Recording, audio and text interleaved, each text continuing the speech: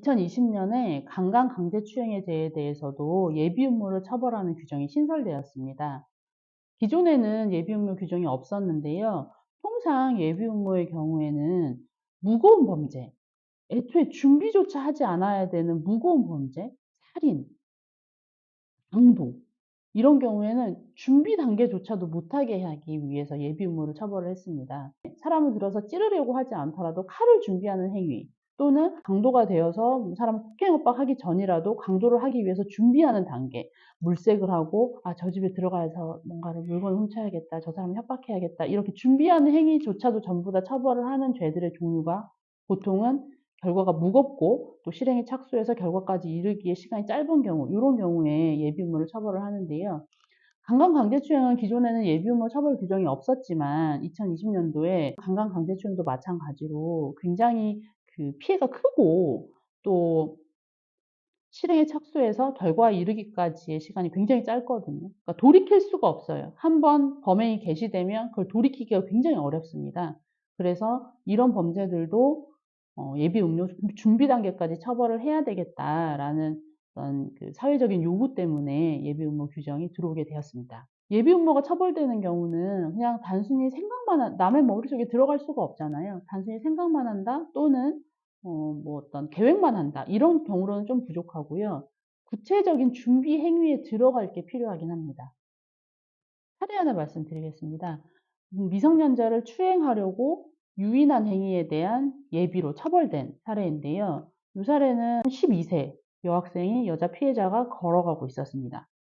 그리고 가해자가 이 피해자를 발견하고 추행할 것을 마음을 먹고 자전거를 타고 피해자를 따라가다가 피해자가 갑자기 뒤를 돌아서 편의점에 들어갑니다.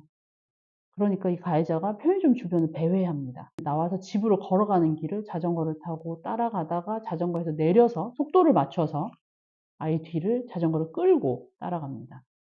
피해자가 소리가 나니까 뒤를 쳐다보는데요.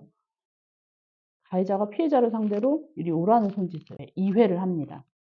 피해자가 깜짝 놀라서 집으로 뛰쳐 들어갔고, 가해자가 피해자 집 근처를 한 2분 정도 벽에 붙어서 집안을 이렇게 들여다본다든지 이런 행위를 하다가 체포된 사건인데요.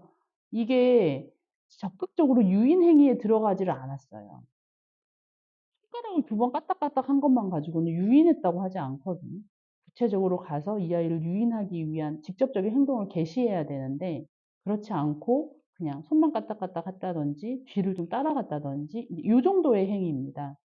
그러나 이 가해자의 경우에는 이 12세 어린 여자 초등학생을 뒤를 이렇게까지 적극적으로 따라가고 심지어 오라는 손짓까지 하고 이런 행위를 한 것은 피해자를 추행하기 위한 목적을 가지고 유인하려는 준비 행위를 했다라고 보았습니다. 그래서 이 행위로 형사처벌이 됐고요. 물론 이 사람은 다른 일들이 있어서 다른 뭐 누범도 있고 뭐 여러 가지 일들 때문에 이것만 가지고는 형사처벌이 된 건 아니지만 다른 사건과 합해서 한 2년 정도 유기징역, 징역형 실형을 받은 케이스인데요. 이런 거를 보면 사실 좀 형사처벌의 필요성이 있기도 합니다. 왜냐하면 피해자가 지금 성범죄의 피해자가 되면 너무너무 끔찍한 결과가 발생하는 일이잖아요. 그리고 이런 작은 준비 행위만 가지고도 손쉽게 범죄 행위가 발생할 수 있는 개연성이 너무 높습니다. 그래서 이런 경우에는 형사처벌을 해야 되고 단순히 적극적인 실행의 착수, 예를 들면 폭행 협박 또는 적극적인 유인 행위가 이루어지지 않았다고 하더라도 지금 보니까는 이 정도면 피해자를 유인하려고 너 준비행위 한 게 맞아. 너 추행하려고 유인하려는 노력을 한 게 맞아. 준비행위를 했어. 라고 해서 예비로 처벌된 사례가 이 규정이 들어온 이후에 있었고, 이런 예비음모로 처벌된 사례들은 점점 많아지고 있습니다. 이게 제일 중요합니다. 예비음모는 그 형태가 정형화되어 있지가 않아요. 왜냐하면 뭐 살인, 사기, 강도, 강간, 뭐 각종 모든 범죄들은 구체적인 행위의 모양이 있고 그 모양을 위한 주관적인 요소들이 있거든요. 이걸 하기 위한 목적, 의도, 고의 이런 부분들이 있는데 예비 음모만 놓고 보면 모든 범죄에 다 들어가는 거예요. 마치 미수처럼 미수의 전 단계이긴 하죠. 예비 음모가 당연히 모든 처벌되는 범죄 행위의 준비 단계라고 보기 때문에 각각 범죄 유형별로 구체적인 준비 행위가 다 다릅니다. 그리고 의도를 파악하는 것도 각각 개별 사건마다 다 다릅니다. 근데 요 사건의 경우에는 실제로 이 가해자한테 이런 전력들이 좀 있었고요. 바로 직전 전력도 강제추행, 특히 청소년, 여자 청소년에 대한 강제추행의 전력들이 많이 있었고, 이런 전반적인 일어난 일련의 과정들이 그 유인의 바로 직전 단계로 볼 수 있었기 때문에 여러 가지 재반 사정들을 봤을 때 추행하려는 목적이 이 사람한테 있었다라고 봐준 케이스인 거죠. 근데 보통은 이런 유인 행위가 걸려서 이 문제까지 되는 경우는 대체로는 전력이 있는 경우가 좀 많긴 합니다. 범죄는 항상 강화되거든요. 그래서 처음에 몇 번 걸렸다가 잡히고 걸렸다가 잡혔다가 하는 이 전력들이 있고 그 이후에는 그 행위가 점점 더 강화됩니다. 그러다 보니 처음에 한 번 걸린 경우에는 크게 문제가 안 되고 지나갈 수도 있고 두 번째 또 하다가 걸렸을 때는 뭔가 문제가 있는 것 같은데? 라고 하면서 약간 경한 정도의 처벌이 이루어질 수 있고, 그 다음에 또 비슷한 유사 사건이 일어났을 때는 뭔가 이 사람의 어떤 습벽이나 성행들을 어느 정도 유추할 수 있는 사례들이 좀 쌓여 있는 경우들이 많습니다.